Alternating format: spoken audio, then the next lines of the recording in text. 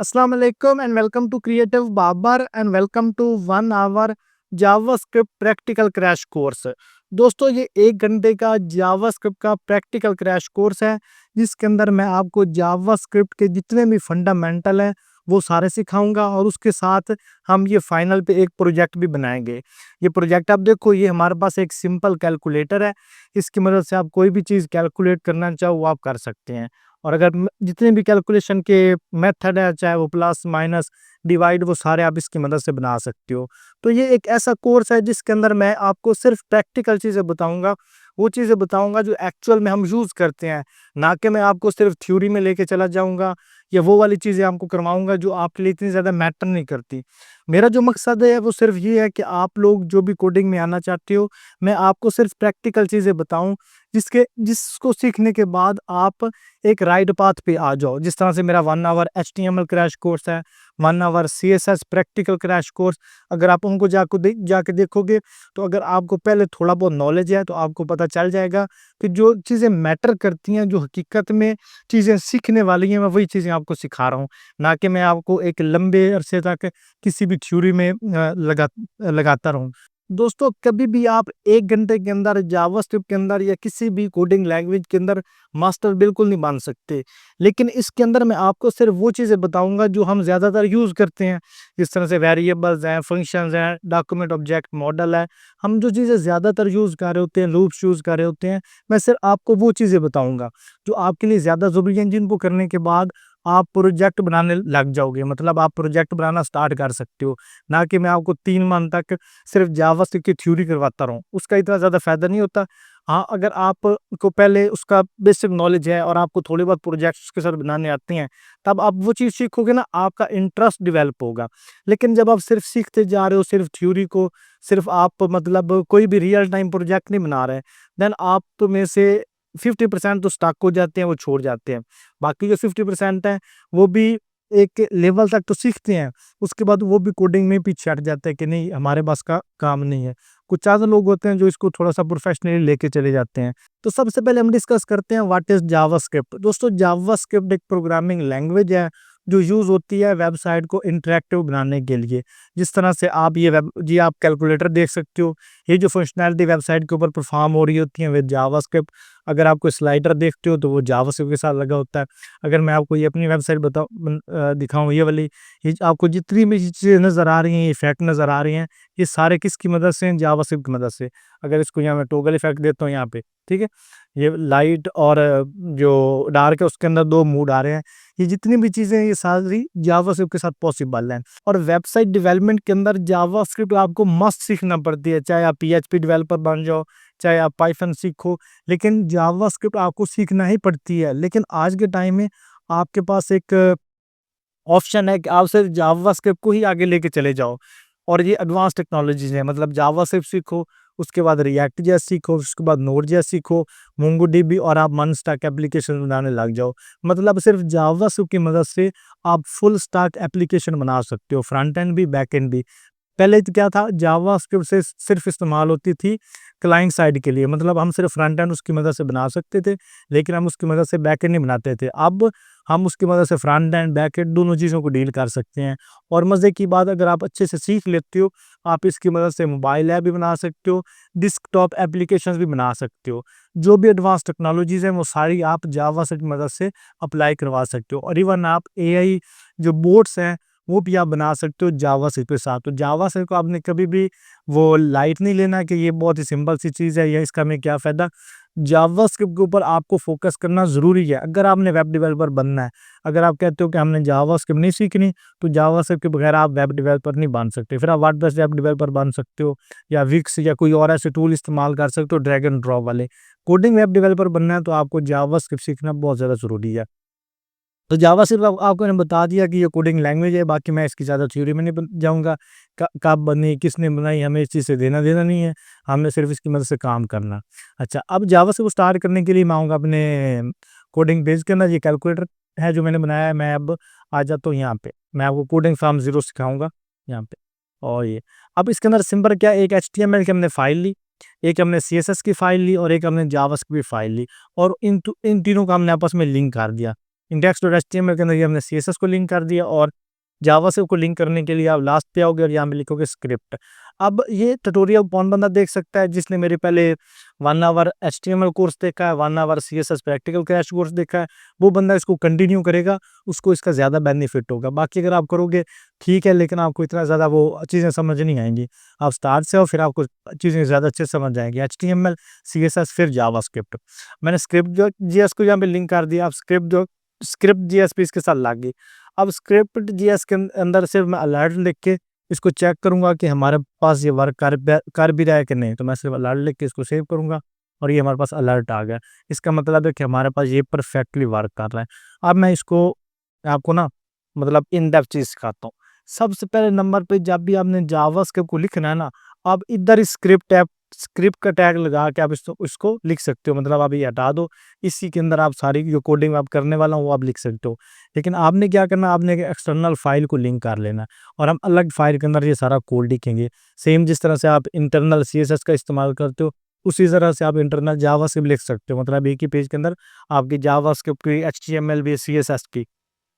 लेकिन best practice क्या है कि आपने जावास्क्रिप्ट को अलग रखना है। तो हमने जावास्क्रिप्ट को अलग रख लिया।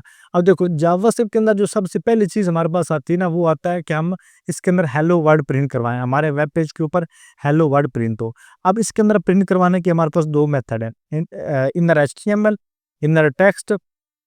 और अगर हमने इसको प्रिंट करवाना वैसे तो document.write है, console.log है, जो हम ज़्यादातर इस्तेमाल करते हैं। console.log आपका इस्तेमाल होता है एरर्स को हैंडल करने के लिए, और document.write आपका इस्तेमाल होता है आपके वेब पेज के अंदर किसी भी चीज़ को डिस्प्ले करवाने के लिए। तो मैं यहाँ पे लिखूंगा document.write, और राइट के अंदर मैं सिर्फ लिख दूंगा हेलो वर्ल्ड। ठीक है, यहाँ पे ये मेरे पास आ गया हेलो वर्ल्ड। इसको मैं थोड़ा सा जूम कर लेता हूँ ताकि आपको सारी चीज़ें अच्छे से नज़र आ जाएँ, और इसको भी मैं थोड़ा सा स्क्रीन को छोटा करके टेक्स्ट को जूम कर देता हूँ ताकि आपको एक एक चीज़ समझ आ जाए। बाकी इसको हम क्लोज कर देते हैं। document.write hello world. अब देखो, डॉक्यूमेंट का मतलब होता है बॉडी के जितने भी टैग, राइट का मतलब है उसके अंदर लिख दो, क्या लिख दो, हेलो वर्ल्ड लिख दो। तो उसने हेलो वर्ल्ड लिख दिया। अब देखो HTML के अंदर हमने कुछ भी नहीं लिखा, HTML के अंदर कहीं पे आपको लगता है हमने कुछ लिखा, नहीं लिखा, लेकिन हमने जावास्क्रिप्ट की मदद से हेलो वर्ल्ड प्रिंट करवा लिया। अब सेम हम console.log के अंदर भी प्रिंट करवाते होते हैं। console.log के लिए हम यहाँ पे लिखते हैं कंसोल, उसके बाद लिखते होते हैं .log और हेलो वर्ल्ड। आपने इस तरह से इसको लिख लेना, ठीक हो गया। अब सेव करेंगे, इसको चेक करने के लिए आप यहाँ पे इंस्पेक्ट एलिमेंट पे आओगे यहाँ पे, और आप आ जाओगे यहाँ पे कंसोल के अंदर। तो इसको थोड़ा सा हम ऊपर कर लेते हैं ताकि कंसोल आपको सही से नजर आए। और ये आगे कंसोल के अंदर ये देखो आपके पास आ गया हेलो वर्ल्ड, ठीक हो गया। अब हेलो वर्ल्ड क्या है, आप जो कंसोल है उसके अंदर भी प्रिंट करवा सकते हो, ये देखिए, ठीक है। अब जब भी हम कोई एरर चेक कर रहे होंगे, किसी चीज़ को प्रिंट कर रहे होंगे, तो ज़्यादातर हम कंसोल का इस्तेमाल कर रहे होते हैं। तो इसलिए मैंने आपको कंसोल भी बता दिया और डॉक्यूमेंट डॉट जो राइट है वो भी बता दिया कि वेब पेज के अंदर आपने किस तरह से इसको प्रिंट करवाना हो। अब आप लोगों का टास्क है कि अभी आप वीडियो को पॉज करो और डॉक्यूमेंट डॉट राइट की मदद से अपना नाम जो है वो वेब पेज के अंदर प्रिंट करवाओ, और जो बंदा प्रिंट करवा दे वो नीचे डान लिख दे। अच्छा, अब अब जावास्क्रिप्ट के अंदर जो सबसे पहली चीज होती है वो होती है वेरिएबल्स। अब वेरिएबल का क्या मतलब होता है? वेरिएबल का मतलब होता है एक डब्बा जिसके अंदर हमने अपना कंटेंट स्टोर करवाना है। जिस तरह से एक डब्बे के अंदर हम कोई भी चीज़ स्टोर करवा सकते हैं, घी स्टोर करवा देते हैं, चीनी स्टोर करवा देते हैं। लेकिन जावास्क्रिप्ट के अंदर जो डब्बे हैं ना, उनके अंदर हमने वैल्यू स्टोर करवानी होती है, जिसमें नाम स्टोर करवा दिया, एज स्टोर करवा दी, इसके अलावा कोई और डिटेल है वो हमने स्टोर करवा दी। अब वेरिएबल को डिफाइन करने के लिए मतलब हम अपने वेब पेज को किस तरह से बताएंगे कि ये हमारे पास वो वाला डब्बा है, तो मैं यहाँ पे लिखूंगा वेर मतलब हो गया डब्बा। उस डब्बे का हम नाम रख देंगे नेम। अब उस नेम हमने उसका नाम रखा, फिर इक्वल करके उस नाम के अंदर मतलब डब्बा था, डब्बे का नाम हुआ नेम, उस नेम के अंदर मैंने अपने आप नेम रख दिया बाबर अली, ठीक हो गया। और मैं इसके लास्ट पे ये लगा लें डबल कोलन तब भी ठीक है, ना भी लगाया कोई मसला नहीं, लेकिन आपने इसको लगा लेना। अब मैंने क्या प्रिंट करवा दिया, वेरिएबल एक डब्बा, डब्बे का नाम था नेम, और नेम के अंदर मैंने प्रिंट करवा दिया बाबर अली। अब जो सेकंड डब्बा है वेरिएबल, उसको मैं दूंगा एज। एज में उसको कर देता हूँ 25, इतना छोटा ना कर दे 20 कर दिया, इसने सेव किया, ये मेरे पास ठीक है। अब देखो हमने वेरिएबल जिस तरह से आप कोई भी चीज़ एक डब्बे के अंदर रख रहे हो, अब जब भी आपने उस चीज़ को निकालना, आप कैसे निकालोगे? आप बताओगे ना कि फलां डब्बे के अंदर, कि नेम वाले डब्बे के अंदर जाके वो वाला नेम निकालो, जो एज वाला डब्बा है उससे जाके वो चीज़ निकालो। या सेम आप एनालाइज़ करो, तो घी आपने निकालना है तो घी वाले डब्बे से निकालोगे, चीनी निकालनी है तो चीनी वाले डब्बे से निकालोगे। अब अब वेब पेज के अंदर आपने एज वाला डब्बा शो करवाना है। अब वेब पेज को आपने बताना है को जो एज वाला डब्बा है ना, उसके अंदर क्या वैल्यू लिखी है वो मुझे दिखाओ। तो हम अब डब्बा खोलने लगे हैं। डब्बा खोलने के लिए हम यहाँ पे करेंगे डॉक्यूमेंट डॉट राइट, और राइट के अंदर हम क्या करेंगे, अपनी वेरिएबल का नाम लिख देंगे। हम लिख देंगे यहाँ पे एज। अब हमने ये डब्बा खोला, जैसे हमने एज वाला डब्बा खोला, हमारे पास आ गया 25। अब मैं जो नेम वाला डब्बा है ना वो खोलने लगा हूँ। अब नेम वाला डब्बा खोलने के लिए मैं यहाँ पे लिखूंगा नेम, सेव किया तो मेरे पास नेम वाला डब्बा खुल गया। अब सेम इसी तरह से आपने कोई भी डाटा स्टोर करवाना होता है जावास्क्रिप्ट के अंदर, तो आप वेरिएबल्स का इस्तेमाल करते हो। अब वेरिएबल्स क्या है वो मैंने आपको कंप्लीट बता दिया, कि वो आपने उसको इमेजिन करना, ये एक डब्बा है। हम इसको वैसे भी एक ब्लॉक बोलते हैं या स्टोरेज बोलते हैं, जिसके अंदर हम टेम्परेरी तौर पे या लॉन्ग टर्म के लिए डाटा को स्टोर करते हैं। हमने यहाँ पे डाटा को स्टोर करवा लिया। अब जब भी हमने मतलब कहना है कि इस डब्बे के अंदर क्या चीज़ है, हम करेंगे डॉक्यूमेंट डॉट राइट, के मतलब इस डब्बे को खोल दो, किसको, नेम को, मतलब जो नेम वाला डब्बा उसको खोल दो। अगर मैं इसके इर्द गिर्द डाल दूंगा ये कॉलम्स, तब ये क्या करेगा, ये तब नेम को प्रिंट करवा देगा। लेकिन अगर मुझे नेम वाले डब्बे को खोलना है तो मैं इसके इर्द गिर्द ये सिंगल या डबल इन्वर्टेड कॉमा जो वो नहीं लगाऊंगा, सिर्फ ब्रैकेट्स के अंदर मैं लिख दूंगा वो वेरिएबल का नेम है वो लिख दिया, तो मेरे पास आ गया बाबर अली। ठीक हो गया। एज लिखेंगे तो मेरे पास एज आएगी। ये हमारे पास हो गए वेरिएबल। अब वेरिएबल की हमारे पास 3 किस्म होती हैं। मतलब हम इस डब्बे को 3 तरह से डिफाइन करते हैं। जिस तरह से आप लगा लो एक गोल डब्बा, एक लंबे वाला डब्बा, एक आप लगा दो कि ओपन डब्बा, जो भी आप एक इमेजिन करना चाहो। तो इसके अंदर हम 3 तरह से डिफाइन करते हैं। सबसे पहले नंबर पे हमारे पास होता है वेर। अब देखो, अब आपने इस चीज़ को अच्छे से समझना। अब वैर वाला जो डब्बा है ना, नेम, इसके अंदर मैं देता हूँ बाबा। ठीक है। अब सेकंड जो मैं डब्बा लेने लगा हूँ वैर, तो वो हम लेट नहीं, वो लिखेंगे, वैर नहीं लिखेंगे, हम लिखेंगे यहाँ पे लेट। लेट लिखेंगे और इसको मैं दे देता हूँ एज इज इक्वल टू, हम इसको दे देते हैं 25। ठीक हो गया। अब देखो, और लास्ट पे हमारे पास आता है कांस्टेंट इज इक्वल टू, हम इसको दे देते हैं कि CNIC number, CNIC is equal to कोच पे अपना मैंने CNIC लिख पे। अब देखो, मैं एग्जांपल किस वजह से लिया, अब चीज़ों को हमने थोड़ा-सा समझना है। आपको नेम मतलब वेरिएबल, लेट और कांस्टेंट में पता चल जाएगा क्या फ़र्क है। वेरिएबल का मतलब है कि ये वो वाला डब्बा है कि जिसके अंदर हम खोल के कोई भी चीज़ निकाल के दोबारा से कोई और चीज़ ऐड कर सकते हैं। मतलब हम नेम वाले जो वेरिएबल है इसकी वैल्यू को चेंज कर सकते हैं। हमने समझ लो कि एक डब्बा था, उसको खोला, उसके अंदर जो पहले वाली चीज़ थी वो निकाल दी, सेकंड वाली चीज़ हमने इसके अंदर ऐड कर दी। ठीक हो गया? ये होगी हमारे पास वेरिएबल। जो लेट है, लेट के अंदर भी आप वैल्यू को चेंज कर सकते हो, लेकिन विद इन ब्लॉक। अब ब्लॉक क्या है? अब वो आप समझ लो कि उसी डब्बे के अंदर आप रहते हुए, मिसाल के तौर पे इस कमरे के अंदर एक डब्बा है, उसी कमरे के अंदर रहते हुए उसको मैं चेंज कर सकता हूँ। इस कमरे से बाहर मैं जाके उसको चेंज नहीं कर सकता। वो समझ लो आप लेट। ठीक है? अब प्रैक्टिकली जब अब आपको कराऊँगा फिर आपके सारे कॉन्सेप्ट क्लियर हो जाएँगे। फिर उसके बाद आ जाता है कांस्टेंट। कांस्टेंट वो वाला डब्बा है जो वैल्यू हमने इसके अंदर एक दफ़ा पुट कर दी, फिर बाहर जाके या उसी के अंदर रहते हुए कोई बंदा उसको चेंज नहीं करवा सकता। ठीक है? वो मिसाल के तौर पे मैंने एक डब्बे के अंदर स्टोर करवा दिया कि ये एक इसका CNIC नंबर है। अब CNIC नंबर तो आपका नहीं ना चेंज होगा। सेम इस तरह से आपका फ़ोन नंबर है, तो जिस नाम पर रजिस्टर है वो भी नहीं चेंज होगा। मतलब कोई भी एज एज अगर मैंने स्टोर करवा दी 25, वो भी चेंज नहीं होगी। वो तभी चेंज होगी जब वो उसका टाइम पीरियड आगे आएगा।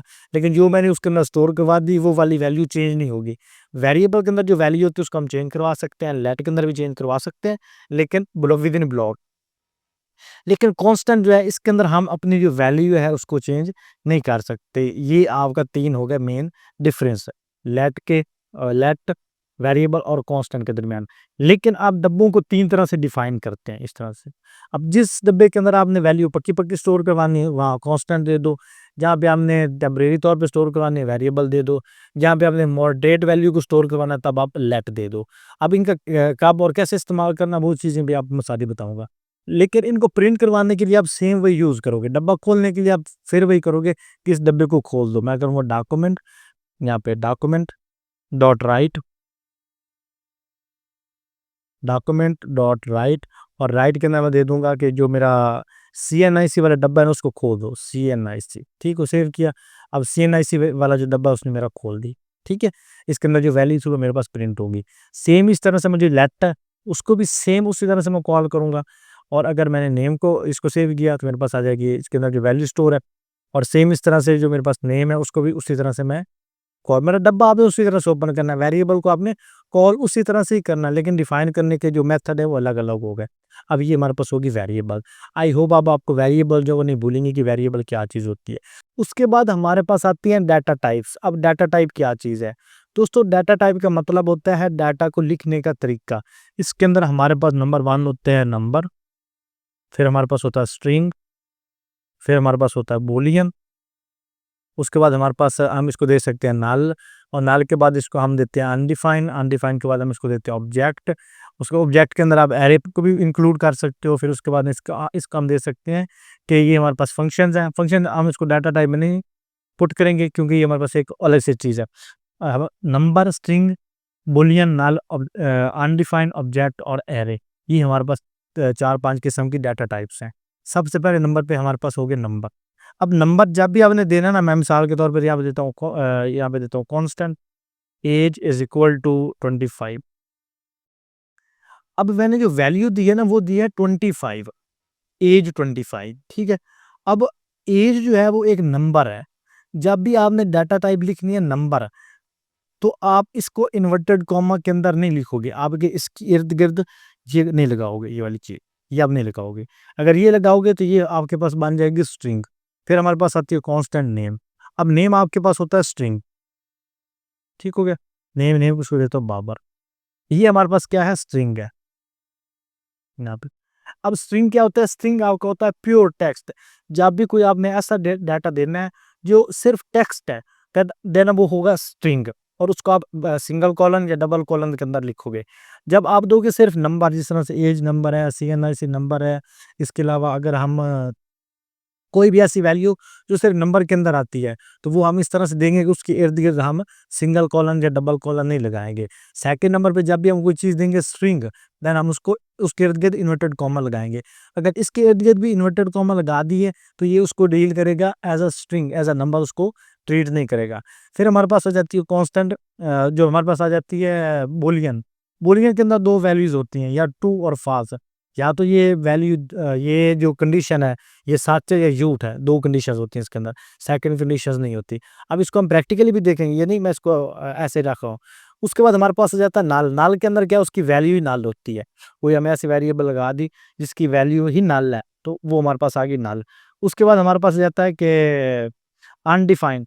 अनडिफाइंड ऐसी वेरिएबल है जो हमने शुरू से डिफाइन नहीं की। एक होती है नॉट डिफाइंड, एक होती है अनडिफाइंड। जो नॉट डिफाइंड है उसके एक हमारे पास है नल और एक हमारे पास है अनडिफाइंड। अब जो नल है ना उसकी वैल्यू ही नल है, उसकी वैल्यू क्या है, नल।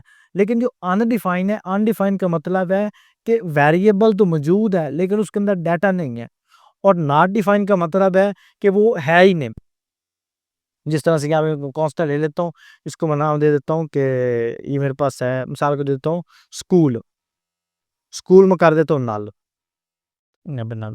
अब ये हमारे पास होगी डाटा टाइप इसकी नल। ठीक है, और एक और मैं कांस्टेंट लेता हूँ जिसको मैं देता हूँ एड्रेस। ठीक है, अब मैंने एड्रेस दिया ना, इसको कांस्टेंट, हमने इसको एड्रेस ऐसे छोड़ दिया, क्लोज कर दिया। या इसको अगर आप चेंज करना चाहो चेंज कर दो। अब ये मैंने वेरिएबल लगाई, या इसको आप वैर यूज करो या लेट यूज करो, जो भी आपने यूज करना है। हमने वैर यूज की। अब मैंने एड्रेस डिफाइन तो कर दिया लेकिन इसको मैंने कोई वैल्यू नहीं दी, तो ये हमारे पास हो गया अनडिफाइंड। हमारे पास बन गई अनडिफाइंड, अनडिफाइंड। ये स्कूल हमारे पास इसकी वैल्यू नल है, ये हमारे पास नल बन गया। उसके बाद ये हमारे पास है इज स्टूडेंट ट्रू, या इसकी वैल्यू क्या, ट्रू और फॉल्स। क्या मैं स्टूडेंट हूँ या मैं स्टूडेंट नहीं हूँ, दो ही वैल्यू होंगी ना। ये तो नहीं होगा कि मैं तो स्टूडेंट हुआ तो स्टूडेंट नहीं हूँ, या मैं मेल हूँ या फीमेल हूँ। ठीक है, तो दो चीजें होंगी, या आप ट्रू और फॉल्स। ये तो नहीं है कि मैं कहूँ कि मैं जनाब दोनों जेंडर ही हूँ, या फिर कोई थर्ड जेंडर है, तो वो भी एक स्पेसिफिक ही है ना, वो तो नहीं कि हम उसको किसी और जेंडर के साथ मैच कर सकें, तो वो आपके पास आ गया ट्रू और फॉल्स के अंदर, ठीक हो गया? उसको आप बोलते हैं बूलियन, बूलियन, ठीक है? फिर आपके पास आ जाता है यहाँ पे नेम, नेम आपने दिया टेक्स्ट, ये आपके पास हो गया स्ट्रिंग, और एज आपने दिया नंबर, वो आपके पास बन गया एज़ नंबर। और सेम इस तरह से आप इसको आगे भी हम कमेंट लगा देते हैं, ताकि थोड़ा-सा अच्छे से अंडरस्टैंड हो। अब कमेंट्स क्या होता है? कोई भी ऐसी वैल्यू जो आप याद रखने के लिए, मिसाल के तौर पे यहाँ मैंने वेरिएबल लिखा हो, तो मैं यहाँ पे कमेंट्स के अंदर कोड लगा दूँगा कि ये मेरी वेरिएबल्स हैं। अगर मैं फंक्शन लिख एक स्लाइडर लगा रहा हूँ, मैं कमेंट लगा दूँगा उसके ऊपर कि ये मेरे स्लाइडर का कोड है। वो मेरे लिए हेल्पफुल है कि जब मैंने उस कोड को बाद में एडिट करना है ना, तो मैं उस डायरेक्ट कमेंट तक पहुँच जाऊँगा कि ये मेरे पास कमेंट आ गया। तो उस कमेंट से मुझे पता चल गया कि ये मेरे पास स्लाइडर वाला कोड है। ठीक हो गया? अभी आपको डाटा टाइप्स का भी पता चल गया कि डाटा टाइप्स क्या हैं? ऐज, नंबर, इस स्टूडेंट, ट्रू और फॉल्स, स्कूल और एड्रेस। ठीक हो गया? उसके बाद हमारे पास आता है एरे। एरे क्या होता है? एरे के अंदर हम देते हैं ज़्यादा डाटा। जिस तरह से मैं देता हूँ फ्रूट्स, फ्रूट्स को मैं इक्वल कर देता हूँ यहाँ पे एप्पल। इसके लिए तो आपने ये लगाने हैं, बड़ी ब्रैकेट्स लगानी है, फिर हमने इसके अंदर लगा दिए एप्पल, बनाना, ऑरेंज। सेम इस तरह से अगर स्टूडेंट्स है तो आप अली, रमज़ान, आयशा, जो भी आप नाम देना चाहो आप यहाँ पे नाम दे सकते हो। तो वो हमारे पास बन गया एक एरे, कि एक वेरिएबल के अंदर हम मल्टीपल डाटा स्टोर करवाते हैं, वो हमारे पास बन गया एरे। आई होप आपको समझ आ गई होगी कि एरे क्या चीज़ है। फिर उसके बाद हमारे पास आता है ऑब्जेक्ट। ऑब्जेक्ट क्या है? डाटा को हम जिस फॉर्मेट के अंदर स्टोर करवाते हैं। ये थोड़ा-सा एडवांस टॉपिक है, इसको आप बेशक छोड़ दो फिलहाल, क्योंकि अभी हमने सिर्फ वो चीज़ें करनी है जो आप लोगों के लिए ज़्यादा ज़रूरी हैं। तो कांस्टेंट आपके पास हो गया नेम, स्टूडेंट, स्कूल, एड्रेस, और आपके पास जो एरे है वो आ गया। अब इनकी हम एक-एक जो लाइव एग्ज़ाम्पल है वो देख लेते हैं, ताकि आप लोगों को सही से पता चल जाए कि मैं क्या चीज़ आपको समझाने की कोशिश कर रहा हूँ। अब सबसे पहले मैं यहाँ पे दे देता हूँ एक कंसोल डॉट लॉग, और लॉग के अंदर हम बारी-बारी सबको प्रिंट करवा लेते हैं कि आपको पता चल जाए कि ये क्या चीज़ है। मैं इसको देता हूँ टाइप ऑफ, किसकी हम टाइप चेक करेंगे। अब इसके अंदर हम बारी-बारी वेरिएबल्स देंगे। सबसे पहले ऐज को हमने दिया, तो ऐज की टाइप हमारे पास आ गई नंबर। फिर उसके बाद मैं देता हूँ यहाँ पे नेम को। तो नेम मेरे पास आ गया यहाँ पे कि ये स्ट्रिंग है। उसके बाद ए स्टूडेंट मेरे पास क्या है? ए स्टूडेंट मेरे पास है बूलियन। और उसके बाद स्कूल मेरे पास होना है नल नन, क्योंकि इसके अंदर वैल्यू ही नन है। तो अच्छा, स्कूल को इसने अच्छा, इसको उसने value as a null define किया, लेकिन उसको हम बाद में चेक कर लेते हैं। इसको ऐसा ऑब्जेक्ट दे दिया, अच्छा। उसके बाद हम दे देंगे इसको एड्रेस, सेव किया, तो ये हमारे पास बन गया एड्रेस, ठीक हो। उसके बाद हमारे पास आ रहा है एड्रेस, तो मैं एड्रेस को यहाँ से कॉपी करता हूँ, यहाँ पे एड्रेस को दे देता हूँ। तो एड्रेस हमारे पास आ गया अनडिफाइंड, क्यों? क्योंकि ये वाली जो मतलब टाइप तो मौजूद है, मतलब वेरिएबल तो मौजूद है, लेकिन उसके अंदर डाटा नहीं है। और एक इसके अंदर मैं लिख देता हूँ ऐसे ही कोई भी, जो मैंने डिफाइन नहीं की, तो मेरे पास आ जाएगा अनडिफाइंड, ठीक है। ये लेकिन इनके अंदर फ़र्क क्या है? ये नॉट डिफाइन है, वो हमारे पास क्या है? अनडिफाइन है। तो ये इनके दरमियान फ़र्क है, क्योंकि हमने एक को डिफाइन किया और एक को हमने डिफाइन नहीं किया। अटैच वाली मौजूद है, लेकिन जो मैंने सेकंड दी है वो मेरे पास मौजूद ही नहीं है। ये हमारे पास होगी डाटा टाइप को चेक करने का तरीका, कि आपने किसी भी डाटा टाइप को चेक किस तरह से करना है। ठीक हो गया? आपकी डाटा टाइप्स चेक होगी। अब उसके बाद हम इसके अंदर थोड़ा-सा आपको मैं कंडीशन समझाऊँगा कि कंडीशन क्या होती है। अब देखो, कंडीशन का मतलब होता है कि आप एक चीज़ को मतलब कंपेयर कर रहे हो दूसरी के साथ। मैं लगाता हूँ यहाँ पे if age is equal to 18, then मेरे पास शो हो जाए डॉक्यूमेंट डॉट राइट, देन मेरे पास हो जाए document dot write you are adult, ठीक हो गया? यू आर एन अडल्ट, क्योंकि मैंने ऊपर एज कितनी दी है? 25 साल। इसको यहाँ से मैं काट करके नीचे ले आता हूँ, आपको मज़ीद अंडरस्टैंडिंग होगी। मैं यहाँ पे दिया, इसको यहाँ पे यू आर अडल्ट, लेकिन अगर मैं यहाँ पे दूँगा एल्स, यहाँ पे एल्स, एल्स के अंदर दूँगा अगर मैं मतलब 18 से कम हूँ, देन क्या हो? यू आर अ माइनर, कि आप अभी अडल्ट नहीं हो। अब मैं जैसे इसकी चेंज करूँगा इनटू 17 ईयर, मेरे पास अगर यू आर अ माइनर, क्या आप अडल्ट नहीं हो। हम इसको बोल सकते हैं you are not adult, you are not adult, कि भी आप जवान नहीं हो, ठीक है? और अगर मैं इसको कर देता हूँ यहाँ पे, इसकी चेंज कर देता हूँ, कोई 18 से ज़्यादा कर देता हूँ, तो मेरे पास आ जाएगा यू आर एन अडल्ट, कि आप जवान हो। अब ये कंडीशन समझ आ गई, कंडीशंस क्या चीज़ होती हैं, हम कंडीशन को किस तरह से लगाते हैं, इफ और एल्स कंडीशन को। उसके बाद हमारे पास आते हैं कि लूप्स। अब लूप दोस्तों क्या होता है? लूप का मतलब होता है कोई भी ऐसा कंटेंट जो आपने बार-बार रिपीट करवाना चाहते हैं। इसके अंदर हमारे पास ना डिफरेंट किस्म्स हैं लूप्स के अंदर, जिसके अंदर आप for loop, while loop, do while loop और इसके अंदर मल्टीपल चीज़ें हैं। ठीक है? हमने कौन से करने हैं? हमने सिर्फ ज़रूरी है वो करेंगे। सबसे पहले हम समझेंगे कि लूप होता क्या है। अब लूप का मतलब होता है ऐसा कंटेंट जो खुद ब खुद बढ़ रहा है या एक चेन आप उसको बोल सकते हो। अब मुझे 1 से लेके 100 तक गिनती प्रिंट करवानी है, 1 से लेके 100 तक काउंटिंग प्रिंट करवानी है, तो मैं किस तरह से यूज़ करूँगा? मैं सिंपली यहाँ पे लूँगा एक फॉर लूप, ठीक है? फॉर लूप के अंदर ले दूँगा मैं एक लेट, लेट को मैं वैल्यू दे दूँगा आई, मतलब एक डिफाइन कर दूँगा, इसको मैं इक्वल कर दूँगा 0 के, फिर इसको कर दूँगा आई अगर मेरे पास होती है लेस देन 5, अब बता 5 से लेस सही है ना? तो आई प्लस प्लस करवा दो, मतलब इसके अंदर एक-एक वैल्यू प्रिंट करवा दो, कब तक? 5 तक। डॉक्यूमेंट डॉट राइट 1 इसको सेव करूँगा, मेरे पास आ जाएगा 0 से लेके 4 तक काउंटिंग आ जाएगी। और अगर इसकी मैं वैल्यू यहाँ पे स्टार्टिंग दे देता हूँ 1, मेरी काउंटिंग स्टार्ट हो जाएगी 1 से, 1 2 3 4, ठीक हो गया?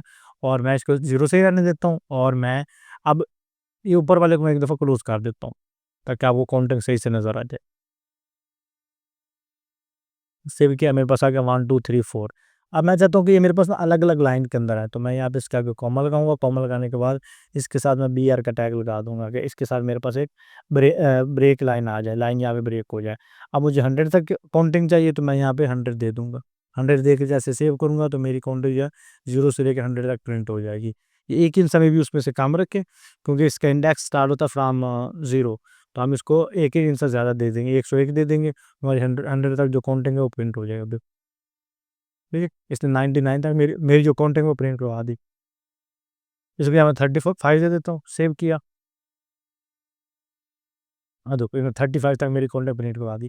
अब मेरा दिल करता है 1 लाख तक प्रिंट करवाने का, मेरा दिल करता है 1000 तक प्रिंट करवाने का, तो सिंपल यहाँ पे मैं वैल्यू चेंज करूँगा और मेरे पास जो वैल्यू है वो अपडेट हो जाएगी। ये कब इस्तेमाल करता है? जब मिसाल के तौर पे आपने एक एज सिलेक्टर बनाना है और आप चाहते हो एज वहाँ पे शो हो 1 से लेके 30 तक। अब उसको 1, 2, 3 लिखने बैठ जाओगे, कितना ज़्यादा टाइम लगेगा?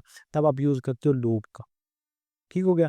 और जब भी आपका कंटेंट डेटाबेस से आ रहा होता है, जिस तरह से यूट्यूब की वीडियोज़ हैं, आप यूट्यूब पे चले जाओ और आपको एक वीडियो जो है ना, लंबी लिस्ट नज़र आती है, वो एक लूप के अंदर लगी हुई है, कि जो भी वीडियो होगी उसके अंदर आती जाएगी। अब हर एक को वो लगाने बैठ गए तो वो तो फिर उनका प्रोग्राम तो फिर वैसे ही रहेगा ना। तो सेम इसी तरह से ये जो हमारे पास लूप है, इसका फ़ायदा हमें होता है हमारे कंटेंट को अ, मतलब नॉन स्टॉप करने के लिए, उसको हम डुप्लिकेट करना चाहते हैं या इसको हम एक फ्लो के साथ आगे प्रिंट करवाना चाह रहे हैं, तो देन हम यूज़ करते हैं इस चीज़ का। तो आई होप आपको समझ आई होगी कि हम लूप का इस्तेमाल क्यों करते हैं और लूप हमारे लिए कितने जो है ना फ़ायदेमंद हो सकते हैं। अब उसके बाद हमारे पास आते हैं फंक्शंस। अब फंक्शंस क्या चीज़ होती है? फंक्शन एक हमारे पास है, एक सेट ऑफ रूल समझ लो कि हमें एक कोई ऐसा पीस ऑफ कोड बनाना चाहते हैं जो हम बार-बार यूज़ कर सकें। मिसाल के तौर पे वही कैलकुलेटर मैंने आपको दिखाया। अब मैंने कहा 2 जमा 2 4 मेरे पास आ गया। अब मुझे 5 जमा 5 करना है, तो मैं अगेन कोड नहीं लिखने बैठ जाऊँगा। मैं उसी क जो फंक्शन बनाया था ना, उसी फंक्शन को यूटिलाइज़ कर लूँगा। या सेम जिस तरह से आप यूट्यूब देख लो, यूट्यूब के ऊपर आपकी प्रोफ़ाइल भी वैसी है, मेरी भी वैसे प्रोफ़ाइल शो होगी, बाकी जो लोग हैं उनकी प्रोफ़ाइल भी वैसे ही शो हो रही होगी। लेकिन आपका नेम और होगा, मेरा नेम और होगा, बाकी कोई होगा तो उनका नेम अलग होगा। वो जो अलग-अलग नेम है ना, वो सारा फ़ंक्शंस के अंदर कंट्रोल हो रही हैं चीज़ें। वो एक फ़ंक्शन के अंदर चीज़ें लगी हुई हैं कि एक फ़ंक्शन है, उसके वो फ़ंक्शन हर एक पे अप्लाई हो रहा है, लेकिन उसके अंदर जो कंटेंट है ना, हर बंदे का रिप्लेस हो रहा है। ठीक है? अब हर बंदे के लिए अलग-अलग तो वो कोड नहीं लिखेंगे, जस्ट एक फ़ंक्शन बनाएँगे या इस तरह से अगर आप एक को मतलब कोई ऐसा वेबसाइट के अंदर फ़ंक्शन है जो आपको 2 दफ़ा चाहिए, कोई भी ऐसी फ़ंक्शनैलिटी है, तो आप उसको फ़ंक्शंस के अंदर रखोगे और जब आपको उस फ़ंक्शन की ज़रूरत पड़ेगी, आप जस्ट उस फ़ंक्शन को कॉल करोगे, ना कि आप सारा कोड दोबारा लिखने बैठ जाओगे। इसकी छोटी-सी एग्ज़ाम्पल, यहाँ मैं लिखता हूँ फंक्शन, यहाँ मैं लिखता हूँ डिटेल। अब मैं प्रिंट करवाना चाहता हूँ आई एम 20 ईयर ओल्ड, ठीक हो गया? अब मैं यहाँ पे लिखता हूँ ऐज, या इसको हम लिखता हूँ my name is Babar, I am 20 year old, I live in city, मतलब दे दूँगा। तो सबसे पहले आप यहाँ पे लगाओगे फंक्शन, फंक्शन लगाने के लिए आप सिर्फ फंक्शन कीवर्ड का इस्तेमाल करोगे। उसके बाद आप रखोगे फंक्शन का नाम। मैं यहाँ पे फंक्शन का नाम रख देता हूँ कि प्रोफाइल, और प्रोफाइल उसके बाद आपने लगाना है ये कॉमे, कॉमे लगाने के बाद आप यहाँ पे लिखोगे नेम, उसके बाद ऐज, ऐज कितनी है? और उसके बाद सिटी, कि आपकी सिटी कौन सी है। हमने 3 इसको दे दिया। अब ये जो 3 है ना, ये हमारे पास है पैरामीटर। ये क्या चीज़ है? ये हमारे पास पैरामीटर है। अब इसको हम यहाँ पे देंगे कर्ली ब्रैकेट्स, ठीक है। कर्ली ब्रैकेट्स देने के बाद हम यहाँ पे एक लगा लेंगे कि मिसाल को हम लगाते हैं डॉक्यूमेंट के अंदर प्रिंट करवाते हैं, डॉक्यूमेंट डॉट राइट, और राइट के अंदर हम लिख देते हैं सबसे पहले माई नेम इज नेम, इससे बाहर आ जाएंगे यहाँ पे माई नेम प्लस नेम। अब देखो, जब भी हमने एक ही लाइन के अंदर जावास्क्रिप्ट भी लिखनी है और हमने जो सॉरी हमने वेरिएबल भी प्रिंट करवाना है और साथ में टेक्स्ट भी प्रिंट करवाना है, तो उन दोनों की डाटा टाइप को आपस में मिलाने के लिए हम प्लस का साइन यूज करेंगे कि ये हमारे पास स्ट्रिंग होगी, अब प्लस ये हमारे पास बन गई नंबर, ठीक हो। या इसको हम वेरिएबल कह सकते हैं। वेरिएबल को जो है आप उसको इसी तरह से ट्रीट करते हो, आप उसके इर्द गिर्द सिंगल कॉलन नहीं लगाते। फिर उसके बाद हम लगा देंगे बी आर का टैग, ठीक है। माई नेम इज उसके बाद नेम और बी आर का टैग, उसको सेव किया, ठीक हो गया। अब सेम इस तरह से उसको कॉपी कर दूंगा, फिर पेस्ट कर दूंगा। उसके बाद लिखूंगा माई एज इज, और यहाँ पे एज वाला पैरामीटर दे दूंगा ये वाला। फिर सिटी आ गया, तो सेम उस तरह से मैं दूंगा यहाँ पे सिटी और माई सिटी इज। बस मैंने 3 चीज़ें दे दी। अब जब भी मुझे इस चीज़ को प्रिंट करवाना, मिसाल के तौर पे मैं अपने लिए प्रिंट करवाता हूँ। मैं इसको थोड़ा सा यहाँ पे क्लोज कर देता हूँ। अब नीचे फंक्शन को कॉल करेंगे। फंक्शन को कॉल करने के लिए सिर्फ मैं लिखूंगा प्रोफाइल। प्रोफाइल लिखने के बाद जो नेम है सबसे पहले मैं अपना दूंगा बाबर, एज में दे दूंगा इसको अपने 25, और मैं अपना सिटी दे दूंगा टोबा टैक्स से, ठीक हो गया। सेव दिया तो मेरे पास यहाँ पे आ गया my name is Babar, my age is 25, my city is Toba Tek Singh. अब सेम मुझे एक और बंदे की प्रोफाइल यहाँ पे प्रिंट करवानी है। अब मैं चाहता हूँ एक अली है, अली कहता है मेरी या प्रिंट यहाँ पे मेरी जो डिटेल है वो भी प्रिंट करवा दो। मैं सिंपली यहाँ पे लिखूंगा इसी फंक्शन को नीचे कॉल पाऊंगा प्रोफाइल, और प्रोफाइल के अंदर मैं लिख दूंगा यहाँ पे अली। फिर यहाँ पे सेकंड वैल्यू उसको दूंगा कॉमा लगा के कि ये मेरे पास उसकी एज है 22, और साथ में उसका सिटी में देता हूँ लाहौर। सेव किया तो मेरे पास आ जाएगा second my name is Ali, my as is 22। अब इन दोनों को अलग अलग करने के लिए मैं यहाँ पे अगेन डॉक्यूमेंट और राइट का इस्तेमाल करूँगा ताकि एक थोड़ा सा फ़र्क नज़र आ जाए। तो एक एच आर किया, एक हम लाइन ड्रा कर देंगे इसके इनके दरमियान, एक लाइन जो है वो ड्रा हो गई, ठीक हो गया। अब लाइन अगर नहीं ड्रा करनी तो आप सिंपली यहाँ पे इस तरह से भी यूज़ कर सकते हैं, ये आपके लगी हो, ठीक हो गया। और इसके बाद भी आप एक जो बी आर का टैग है वो इस्तेमाल कर दो ताकि ये भी हमारे पास नेक्स्ट लाइन के अंदर आ जाए। आप जो ठीक है, my name is Babar, my age is 25, my name is Ali, my age is 22, my city is Lahore. अब ये वाला फंक्शन मुझे वेबसाइट के अंदर 10 दफ़ा चाहिए, ठीक है। तो मैं इसी को कॉपी करके पेस्ट करता जाऊँगा, जितनी दफ़ा मुझे चाहिए उतनी दफ़ा ये। अच्छा, ये थोड़ा सा इसका है, मैं इसको दोबारा करता हूँ। आई थिंक एक हमारे पास ना इसके अंदर इशू आया, ठीक है। अब मैं इसके यहाँ पे बियर लगाता हूँ, बियर लगा दिया। अब ये जो हमारे पास इसको थोड़ा सा मैं मिनिमाइज करता हूँ ताकि आपको सही से बियर आ गया। अब मैं चाहता हूँ कि सेम ये वाला जो मेरा फंक्शन है ना, ये वाला, ये मेरे पास ज़्यादा दफ़ा आ जाए। मैं इसको कंट्रोल सी करूँगा, यहाँ पे कंट्रोल डी ई। अब जितनी दफ़ा मुझे यहाँ पे लोगों की डिटेल चाहिए उतनी दफ़ा इसको पेस्ट करता जाऊँगा, इनके नेम चेंज करूँगा, एज चेंज करूँगा, इनके सिटी चेंज करूँगा, तो मेरे पास इस तरह से ये डिटेल बनती जाएगी। अब मैंने क्या किया, मैंने एक दफ़ा ही लिखा था, मैंने एक दफ़ा लिखा और उस कंटेंट को मैंने बार-बार यूज़ कर लिया। This is called function. I hope आपको फंक्शन की समझ आ गई होगी कि फंक्शन क्या चीज़ है। इसके अंदर आप मल्टीप्लाई भी करवा सकते हो, इसके अंदर आप डिवाइड और जो मतलब आपके है ना इसके अंदर करवाना चाहते हैं, आप वो सारे फीचर इसके अंदर इम्प्लीमेंट कर सकते हैं। आई होप आपको अंडरस्टैंडिंग हुई होगी कि फंक्शंस क्या हैं, लूप क्या हैं, वेरिएबल्स क्या हैं। अच्छा, उसके बाद हम 10 मिनट में समझेंगे डॉक्यूमेंट ऑब्जेक्ट मॉडल को। अब मैं आपको समझाऊंगा डॉम, डॉक्यूमेंट ऑब्जेक्ट मॉडल। अब देखो दोस्तों, इसका मतलब क्या होता है। डॉक्यूमेंट का मतलब होता है HTML के टैग्स। मैं आपको बिल्कुल सिंपल वे में समझाऊंगा ताकि आप लोगों को ना समझ आ जाए कि एक आप अपने ज़हन में ना एक इमेज क्रिएट कर लोगे कि ये इसका मतलब ये है, इसका मतलब ये है, तो आपके लिए फिर काम करना आसान होगा। डॉक्यूमेंट का मतलब होता है HTML के टैग्स। ऑब्जेक्ट मॉडल का मतलब होता है उसका एक मॉडल ऑब्जेक्ट। मतलब ये एक काम करता है लाइक अ ट्री, जिस तरह से आप शेप देख रहे हैं ये काम करता है लाइक अ ट्री। एक जो टैग्स है उनका एक उनकी एक लिस्ट बनी हुई है, जिसमें header tag, body tag, HTML का टैग, या इसके अलावा जितने भी हेडिंग के टैग हैं। अब डॉम हमने क्यों इस्तेमाल करना है, ये डॉम होता क्या है। आपने जावास्क्रिप्ट की मदद से HTML टैग्स को चेंज करना है, ऐड करना है, जो पहले से मौजूद है उसको डिलीट करना है, किसी को हाइड करवाना है, किसी को शो करवाना है, उनको बेशक स्टाइल करना है। जो भी फंक्शनैलिटीज़ आप HTML और CSS की मदद से करते हो, वो आप सेम HTML और CSS की फंक्शनैलिटी जावास्क्रिप्ट के थ्रू किस तरह से कर सकते हो, इसे बोलते हैं डॉम, डॉक्यूमेंट ऑब्जेक्ट मॉडल। अब इसको हम स्टार्ट करते हैं। ये प्रीवियस हम सारा कोड एक दफ़ा डिलीट करते हैं, क्योंकि इसको समझने के लिए आपको बिल्कुल एक फ्रेश माइंड चाहिए, और इसके साथ ये बॉडी में आ गया। अब सबसे पहले मैं यहाँ पे लगाऊँगा H1, और इसको मैं एक आईडी लगा दूँगा मेन हेडिंग, मेन हेडिंग, और इसके अंदर मैं लिख देता हूँ हेलो आई एम मेन। ठीक हो गया। और ये क्यू इसका मैं ख़त्म कर देता हूँ, इसको भी साथ ज़ूम कर लेते हैं, ताकि हमें जो है ना वो कंटेंट थोड़ा सा ज़्यादा बड़ा नज़र आए। हेलो आई एम मेन, और ये H1 हमने लगाना, नॉट H1।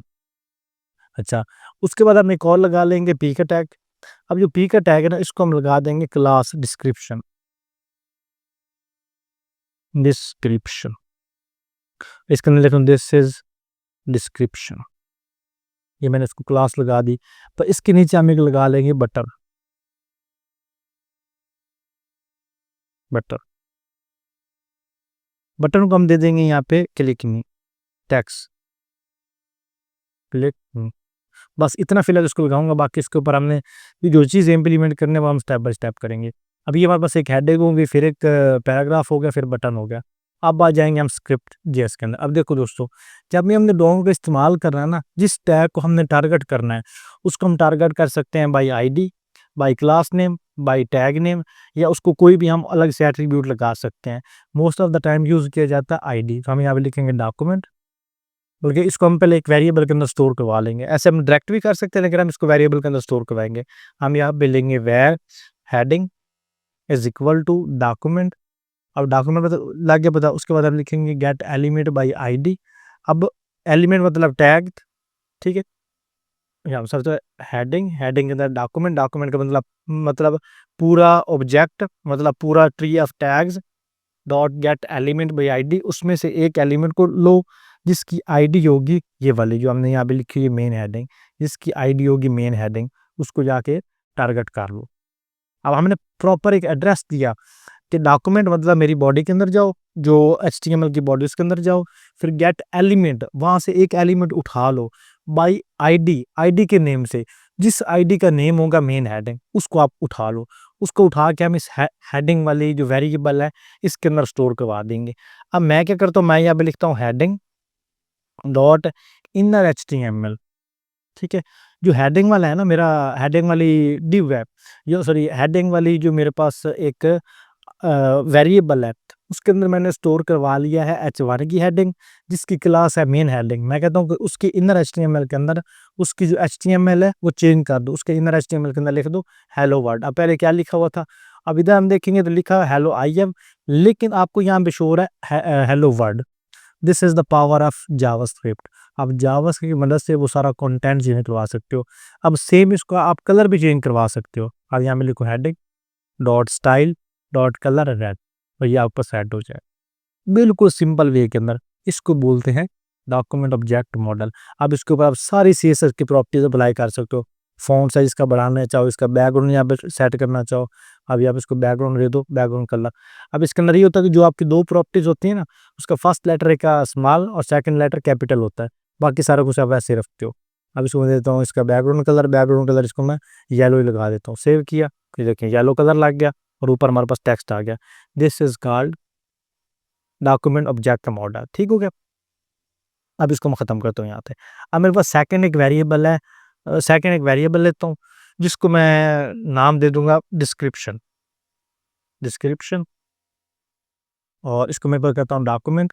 अब देखो, अब मैंने पहले किया document dot get element by ID. अब हमारे पास लगी हुई है क्लास।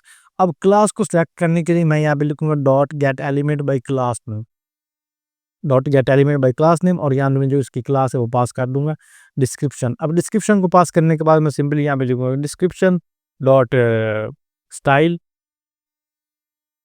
Dot colour red. ठीक हो गया। अब ये डिस्क्रिप्शन इसका कलर मेरे पास रेड हो जाएगा। अब इसने इसका कलर चेंज नहीं किया, मैं डिस्क्रिप्शन की स्पेलिंग देख लेता हूँ, डिस्क्रिप्शन की स्पेलिंग का मसला ना हो। यहाँ पे आई थिंक ये इसको इम्प्लीमेंट नहीं कर रहा, मैं इसको करता हूँ डिस्क्रिप्शन डॉट इनर एचटीएमएल।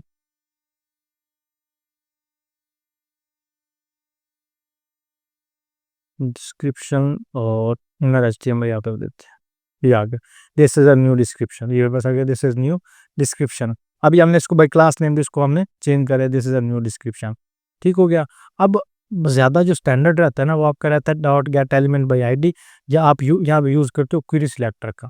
अब क्वेरी सिलेक्टर जब लगाओगे, अब क्वेरी सिलेक्टर आपका वर्क करता है सेम उस तरह से जिस तरह से आपका वर्क करता है CSS के सिलेक्टर। अब CSS के सिलेक्टर किस तरह से वर्क करते हैं, जब भी आपने क्लास को टारगेट करना तो आप डॉट लगाओगे, फिर क्लास का नेम, जब आईडी आपने लगानी है फिर आप आईडी लगाओगे, और फिर उसके बाद आप मतलब हैश लगाओगे, हैश लगाने के बाद आप लगाओगे उस स्पेसिफिक जो टैग है उसका नाम। अब देखो मैंने लगाया variable description document dot get element dot query selector, और क्वेरी सिलेक्टर के अंदर मैंने लगा दिया डॉट डिस्क्रिप्शन। अब इसको हमने क्लास लगाई हुई है डॉट डिस्क्रिप्शन, मतलब इसकी हम क्लास डिस्क्रिप्शन है, अब मैं ये हटा देता हूँ, इसको इंडेक्स हटा दूंगा, अब सेव करूंगा। अब मेरे पास अगर this is a new description, अब सेम इसको स्टाइल करना तो मैं यहाँ पे दूंगा description dot style dot colour, मेरे पास आके this is a new description. अब ये जो आपके पास ना क्वेरी सिलेक्टर है, ये आपका ज़्यादा बड़ा स्टैंडर्ड है, इसको आप ज़्यादा अच्छे वे में इस्तेमाल कर सकते हो। अब इसको भी आप क्वेरी सिलेक्टर कर सकते हैं।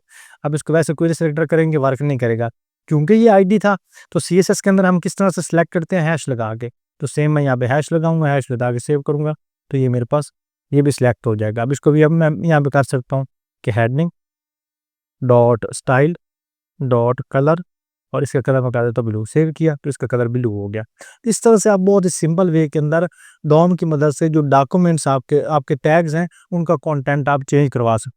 लेकिन अब मैं चाहता हूँ कि ये मेरे पास इस तरह से वर्क ना करे, मैं जब इस बटन के ऊपर क्लिक करूँ ना देन इसका कलर चेंज हो। तो अब मैं आपको इवेंट लिस्टर भी सिखा दूंगा कि जावास्क्रिप्ट के अंदर इवेंट्स क्या होते हैं, और साथ ही इस इवेंट की मदद से हम ये जो स्टाइल है वो भी चेंज करेंगे। अब इसके लिए सिंपली मैं ये जो जितना भी कोड है, ये ऊपर वाला बेशक ऐसे रहने दो, इस सारे को मैं यहाँ से काट कर लेता हूँ। काट करने के बाद यहाँ पे एक फंक्शन लगाऊंगा, फंक्शन का नाम लिख दूंगा चेंज कंटेंट, चेंज कंटेंट, और इस कंटेंट के अंदर आप अपना जो कोड है उसको पेस्ट कर दोगे। मैंने अपना जो कोड था वो पेस्ट कर दिया। अब ये जो फंक्शन है अगर इसको मैं ऐसे यहाँ पे लगा दूंगा, नो प्रॉब्लम, ये 100% वर्क करेगा। लेकिन मैं इसको इस तरह से नहीं चाहता, मैं चाहता हूँ ये बटन जब क्लिक हो ना देन वर्क करे। तो इसके दो तीन तरीके हैं, ये तो यहाँ पे डायरेक्ट जावास्क्रिप्ट के अंदर जाओ और यहाँ पे लिखो ऑन क्लिक, और ऑन क्लिक जो है ना उसके ऊपर आप इसको पेस्ट कर दो इस फंक्शन को। अब सेव करो। अब जैसे इस बटन के ऊपर मैं क्लिक करूंगा इसका कंटेंट चेंज होगा, अदरवाइज चेंज नहीं होगा, ठीक हो गया। एक तुम्हारे पास ये तरीका हो गया फंक्शन जो इवेंट्स है उसको इम्प्लीमेंट करने का।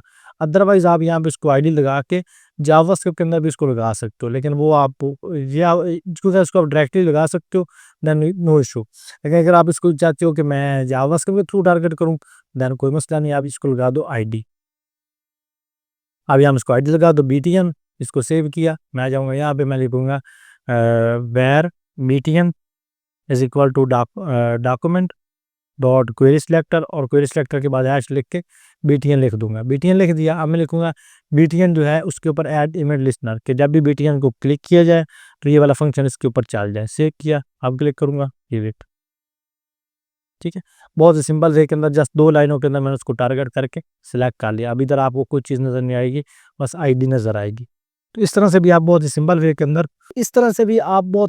के अंदर डॉक्यूमेंट ऑब्जेक्ट मॉडल को यूज़ कर सकते हैं। अब हम यहाँ पे जावास्क्रिप्ट की मदद से न्यू एलिमेंट क्रिएट करेंगे। न्यू एलिमेंट क्रिएट करने का मतलब है हम ऐसा टैग क्रिएट करेंगे जो इधर तो अवेलेबल नहीं है, लेकिन हम उसको जावास्क्रिप्ट के थ्रू ऐड कर सकते हैं यूजिंग डॉम। तो उसके लिए सिंपल मैं यहाँ पे लूँगा एक लेट, इसको मैं देता हूँ न्यू डिव, नाम दे देता हूँ न्यू डिव, या आप न्यू एलिमेंट जो भी देना चाहो। डॉक्यूमेंट मैं यहाँ पे लिखूंगा डॉक्यूमेंट डॉट क्रिएट एलिमेंट, यहाँ पे क्रिएट एलिमेंट, और इस एलिमेंट को मैं जो टैग दूंगा वो दूंगा डिव, कि ये वाला जो मेरा टैग है क्रिएट कर दो। उसके बाद इसको लिखूंगा new div dot class name, उसका क्लास का जो नेम है वो मेरे पास हो न्यू डिव, और साथ इसको मैं अपेंड कर दूंगा इन टू अ बॉडी। इसको ऊपर आईडी लगाना चाहो, कलर प्री डिफाइन करना चाहो, एक एक चीज़ लगा सकते हो, लेकिन मैं सिंपली लिखूंगा डॉक्यूमेंट डॉट बॉडी, और बॉडी के अंदर लिखूंगा इसको अपेंड चाइल्ड न्यू, कि जो बॉडी है बॉडी वाला टैग है उसके अंदर इस टैग को ऐड कर दो। अब इसको मैं यहाँ पे सेव करूँगा। सेव करने के बाद इसको मैं कहूँगा कंटेंट, इसको कहूँगा new div dot inner HTML, उसके अंदर पास कर दो न्यू div को। अब मैंने यहाँ पे न्यू div लिखा। अब मैंने ये 4 लाइनें लिखी जावास्क्रिप्ट की, उसकी मदद से मैंने इसके अंदर एक न्यू div क्रिएट कर ली। अब जो आपने इसको यहाँ पे क्लास लगाई थी, वो आपकी क्लास इधर CSS के अंदर भी वैलिड है। जो आपकी CSS की फाइल इसके ऊपर साथ लगी हुई है ना next.html के अंदर, आप इस CSS के अंदर आ जाओ और यहाँ पे उस क्लास को आप टारगेट कर लो, न्यू div को। हालांकि ये जो क्लास है हमने जावास्क्रिप्ट के थ्रू लगाई है, लेकिन यहाँ 100% वर्क करेगी। मैं इसको कलर देता हूँ, ग्रैंड सेव किया, इसके ऊपर कलर लग गया। इसको आप बैकग्राउंड देना चाहो, बैकग्राउंड इसको ले सकता हूँ, जिसके ऊपर इसने बैकग्राउंड को भी इम्प्लीमेंट कर दिया। अब बहुत ही सिंपल वे के अंदर हमने जस्ट जावास्क्रिप्ट की मदद से इसके अंदर हमने एलिमेंट क्रिएट कर लिया। अब मैं चाहता हूँ कि ये जो डिव है ना, इस डिव के अंदर एक पी का टैग क्रिएट हो जाए। तो नो इशू, मैं यहाँ पे लिखूंगा let para is equal to document dot create element P, मतलब एक पैराग्राफ क्रिएट करो, जिस एक पी का टैग क्रिएट करो, और जो पी का टैग है उसको क्लास आपकी लगी हो द न्यू पैराग्राफ, और उसके अंदर जो टेक्स्ट है वो लिखा हो this is a new para. और इसको आप किसका चाइल्ड बनाओ, इसको आप बनाओ new div dot append child, जो आपने न्यू div क्रिएट की है ना, उसका चाइल्ड इसको बना दो। तो वो जो पी का टैग है वो इसके अंदर आ गया। अब सेम इसके अंदर आप और भी कंटेंट दे सकते हो, और भी तरह के एलिमेंट्स बना सकते हो। इस पी के अंदर कोई एलिमेंट बनाना चाहो, फिर उसके अंदर बनाना चाहो, मतलब जो चीज़ें आप जावास्क्रिप्ट के साथ क्रिएट करते हो ना, वो सारी चीज़ें आप इसकी मदद से भी क्रिएट कर सकते हैं बगैर किसी इशू के। तो ये है हमारे पास डोम। आई होप आपको डोम की भी समझ आ गई होगी, आपको इवेंट लिस्टनर की भी समझ आ गई होगी कि इवेंट्स क्या होते हैं। क्लिक करना, माउस को होवर करना, ये सारे हमारे पास क्या है, इवेंट्स हैं। अब मैंने आपको क्लिक समझाया है, और क्लिक की आपका most of the time use हो रहा है। जस्ट आप क्लिक को अच्छे से समझ जाओगे, तो बाकी जस्ट आपने जो टेक्स्ट है वो चेंज करना है। अब ये तो हमारे पास हो गया एक सिंपल, जो हमने जितने भी इसके कंसेप्ट थे वो समझ लिए जो हमारे लिए ज़रूरी हैं। अब हम बनाएंगे एक रियल टाइम कैलकुलेटर। ये जो आपको कैलकुलेटर नज़र आ रहा है, 9 × 5 इज इक्वल टू 45, और इसको प्लस कर दूंगा 2 इक्वल टू 47, इसको डिवाइड कर दूंगा मैं 2 पे, और ये मेरे पास आ जाएगा 23.5। मतलब एग्जैक्ट रिजल्ट दे रहा है, जो इसका एग्जैक्ट रिजल्ट बनता है। यहाँ से इसको मैं क्लियर कर सकता हूँ, यहाँ से मैं डिलीट कर सकता हूँ। ठीक है, मैं 1 2 3 टेक्स्ट ये लिख दिया, इसको डिलीट करना चाहूँ यहाँ से डिलीट कर सकता हूँ। यहाँ से परसेंटेज वगैरह लगा निकालना चाहो तो वो भी मैं निकाल सकता हूँ। ठीक है, यहाँ पे जो भी आप यहाँ पे देना चाहे वो सारी चीज़ें यहाँ पे इम्प्लीमेंट कर सकते हैं। आई होप आपको इस चीज़ की समझ आई होगी कि हम क्या चीज़ क्रिएट करने वाले हैं। जी तो प्रोग्रामर्स, अब हम बनाएंगे ये कैलकुलेटर। तो सबसे पहले आप इस कैलकुलेटर का इंटरफेस देखो कि एक बॉडी है, बॉडी के अंदर हमने एक बॉक्स लगाया हुआ है जिसके अंदर ये सारी जो चीज़ें हम डिस्प्ले हो रही हैं। ये इनपुट का टैग है, और बाकी ये जितने भी है ना, ये बटन के टैग्स हैं। तो हम सबसे पहले क्या करेंगे, एक डिव का टैग लेंगे, और डिव टैग पर हम लगा देंगे क्लास कैलकुलेटर, यहाँ पे कैलकुलेटर। अब कैलकुलेटर लगाने के बाद इसके अंदर हम देंगे सबसे पहले एक इनपुट का टैग। अब ये इनपुट का टैग है, इसको हम आईडी लगाएंगे डिस्प्ले। क्यों? क्योंकि इसके अंदर डिस्प्ले हमने करवाना है।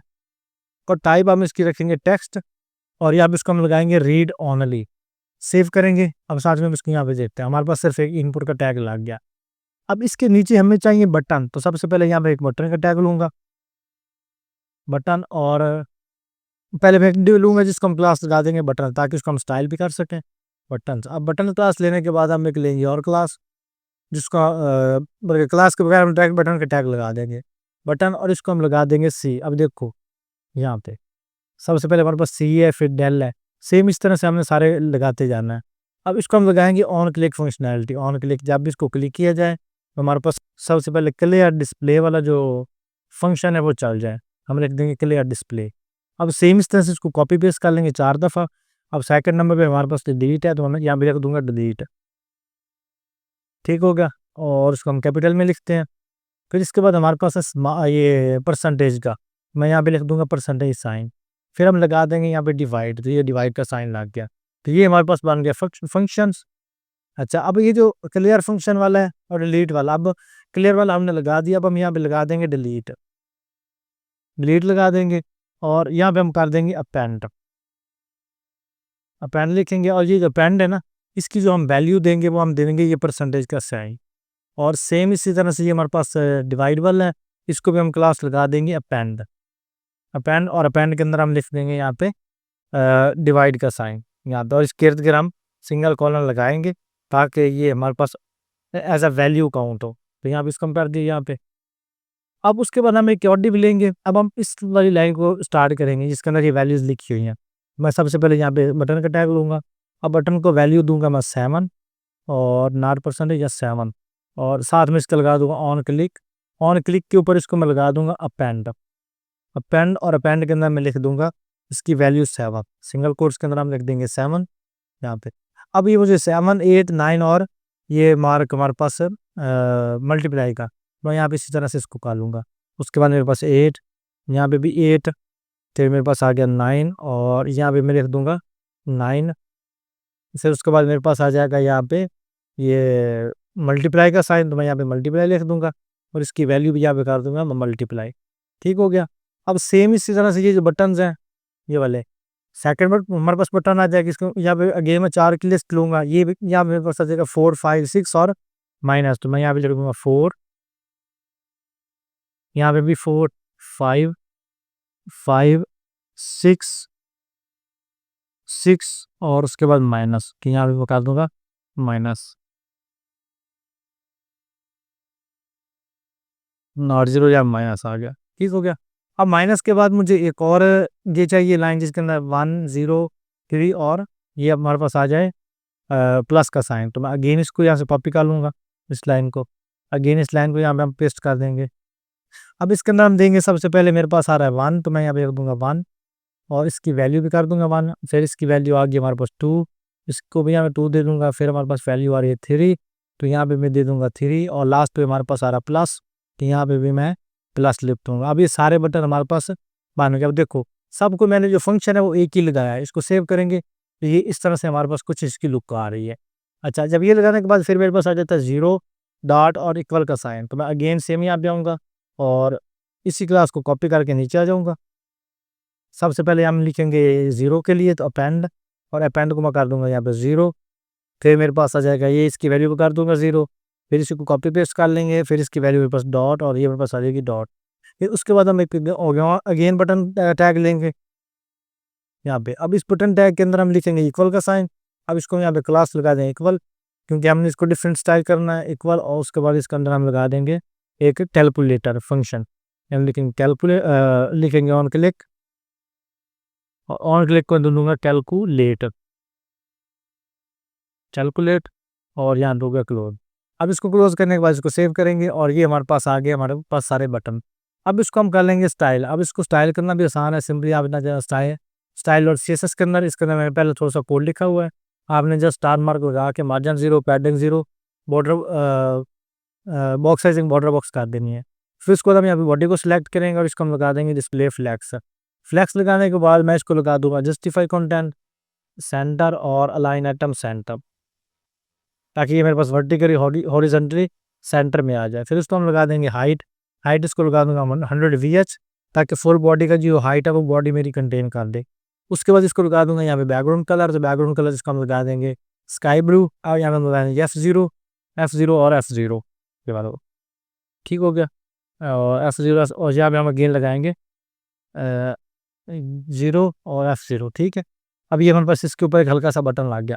अब उसके बाद हमारे पास जो मेन इसकी डिव है कैलकुलेटर वाली, इसको हम पकड़ेंगे ये वाले को, इसको कॉपी करेंगे स्टाइल और सीएसएस के अंदर आएंगे और सिंपली हम यहाँ पे लिखेंगे कैलकुलेटर। इसको लगा देंगे बैकग्राउंड कलर वाइट, ताकि थोड़ा सा मेरे पास बैकग्राउंड इसका बॉडी का और इसके दरमियान थोड़ा सा डिफरेंट आ जाए। पैडिंग दूंगा 20 पिक्सल। साथ में इसको लगा दूंगा बॉक्स साइज शेडो। इसको बॉक्स शेडो में लगा दूंगा यहाँ पे 0 10 पिक्सल और 20 पिक्सल। फिर RGBA रेड ग्रीन और ब्लू कलर 0 वाओ 0 वाओ 0 और उसके बाद हम लगा देंगे 0.2। ठीक हो गया। इसको हल्का सा बॉक्स शेडो भी लग गया और ये हम स्पेस नहीं देंगे ताकि बॉक्स शेडो अच्छे से अप्लाई हो जाए। तो उसके बाद इसको हम लगा देंगे विड्थ।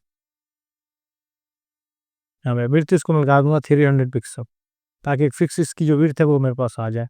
और साथ में अगर मज़ीद इसके ऊपर आप कुछ बॉर्डर रेडियस अप्लाई करना चाहो तो कर सकते हो। बॉर्डर रेडियस उसको मैं 10 पिक्सल दे देता हूँ, ताकि इसको जो बॉर्डर है वो मेरे पास राउंडेड आ जाए, ताकि थोड़ा सा आप इससे बेहतर कर लें। बल्कि ऑलमोस्ट इसके भी राउंडेड ही है। अच्छा, ये और इसको हम 15 पिक्सल बोले 10, ठीक है, हल्का हल्का सा ठीक है।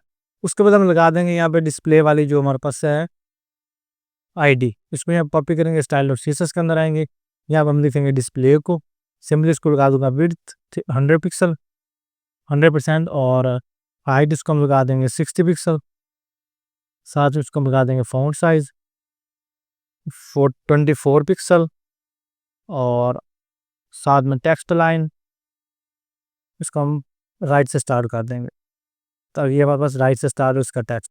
उसके बाद इसको हम लगा देंगे पैडिंग इसको हम लगा दूंगा 10 पिक्सल, साथ में इसको हम लगा देंगे बॉर्डर इसको हम कर देंगे यहाँ पे नन, जिसका बॉर्डर हमारे पास ना हो।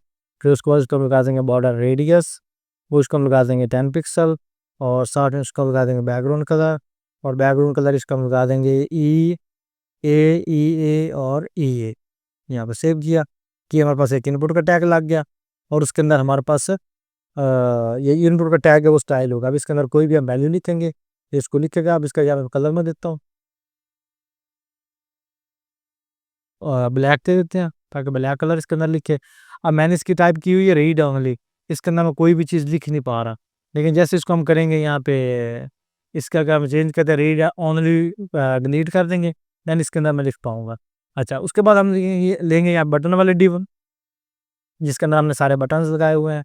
मैं index.html के अंदर आऊँगा, ये बटन वाले डिव है, इसको कॉपी किया, स्टाइल और सीएसएस के अंदर आया, और यहाँ पे लिख दूंगा डॉट बटन, कि जितने भी बटन हैं उन सब का करो यहाँ पे डिस्प्ले ग्रिड, ताकि वो एज ग्रिड शो हो। फिर ग्रिड टेम्पलेट कॉलम, और मैं कर दूंगा इसको रिपीट इसको कर दूंगा 4 1 1 F4।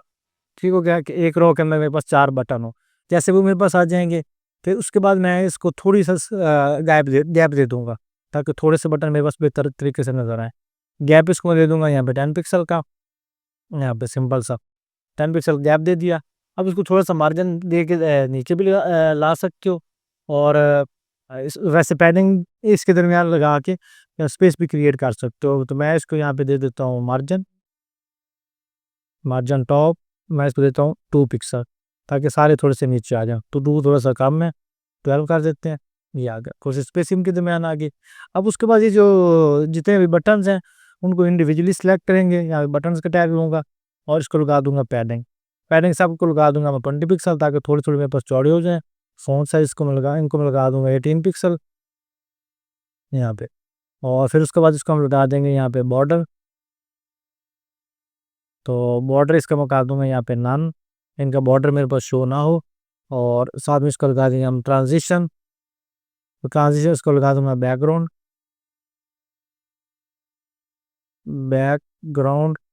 और बैकग्राउंड इसको लगा दूंगा 0.3, कर्सर इसका मैं कर दूंगा पॉइंटर, और यहाँ पे इंस्टेड ऑफ 2 3 लिखना था, 3 मैंने लिख दिया। ठीक हो गया यहाँ पे।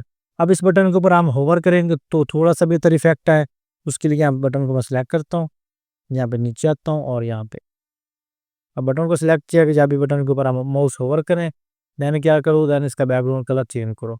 बैकग्राउंड कलर इसका थोड़ा सा मैं डार्क कर देता हूँ, यहाँ पे बी एफ और बी एफ सेव किया। अब यहाँ पे आ गया, अब होवर किया, थोड़ा सा प्यारा स्टाइल आ रहा है।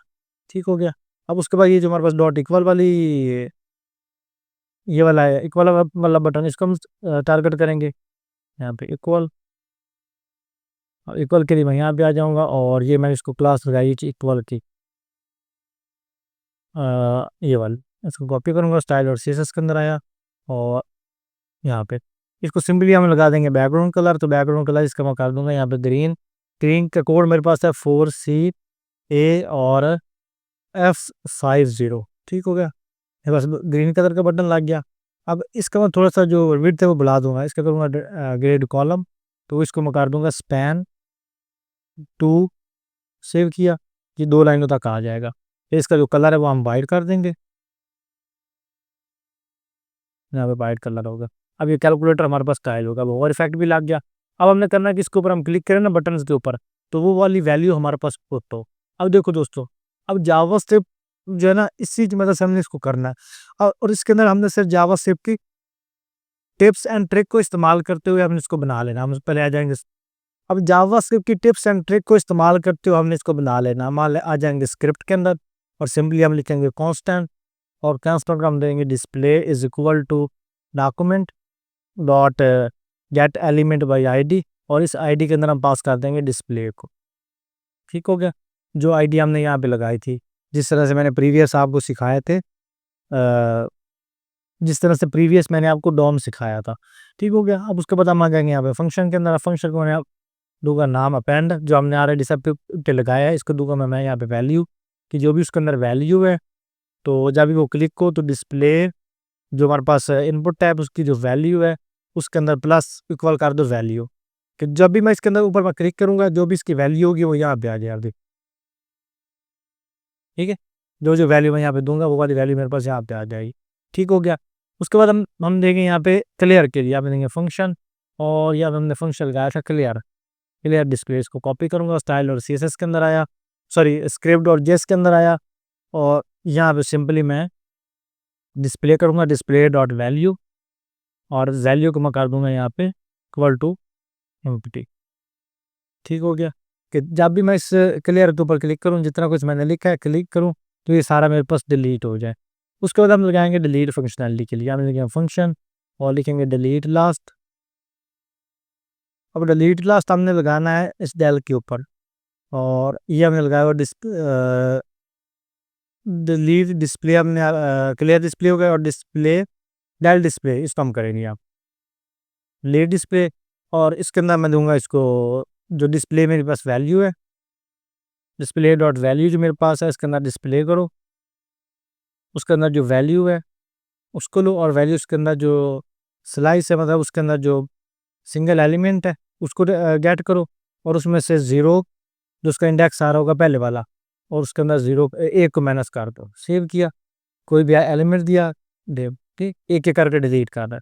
उसके बाद हम लेंगे फंक्शन कैलकुलेट, या मैं फंक्शन दिया, और ये फंक्शन का नाम है हमारे पास कैलकुलेट, ये वाला कॉपी किया, कॉपी करके हम यहाँ पे लिखेंगे कैलकुलेट,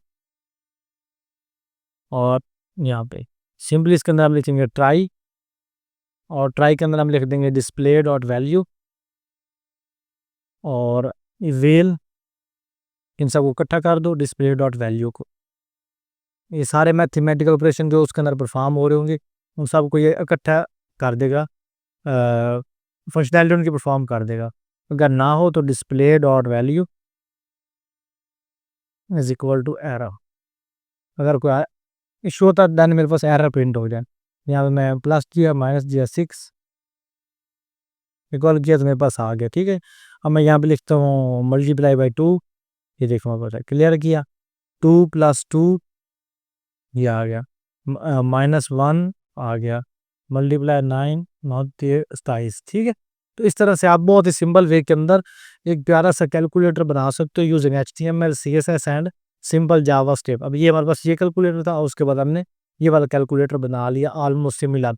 अब मजीद आप इसको थोड़ा सा मॉडिफाई करना चाहो तो मॉडिफाई कर सकते हो, इसका आप एडवांस फीचर भी लगा सकते हो इसके अंदर, जैसे साइंटिफिक कैलकुलेटर। तो आई होप आपको समझ आई होगी कि हम किस तरह से एक कैलकुलेटर बनाते हैं using HTML CSS and JavaScript. जी तो प्रोग्रामर्स, आई होप आपको जावास्क्रिप्ट कोर्स के अंदर बहुत कुछ सीखने को मिला होगा। अगर आपका कोई भी सवाल हो आप नीचे कमेंट सेक्शन में पूछ सकते हैं।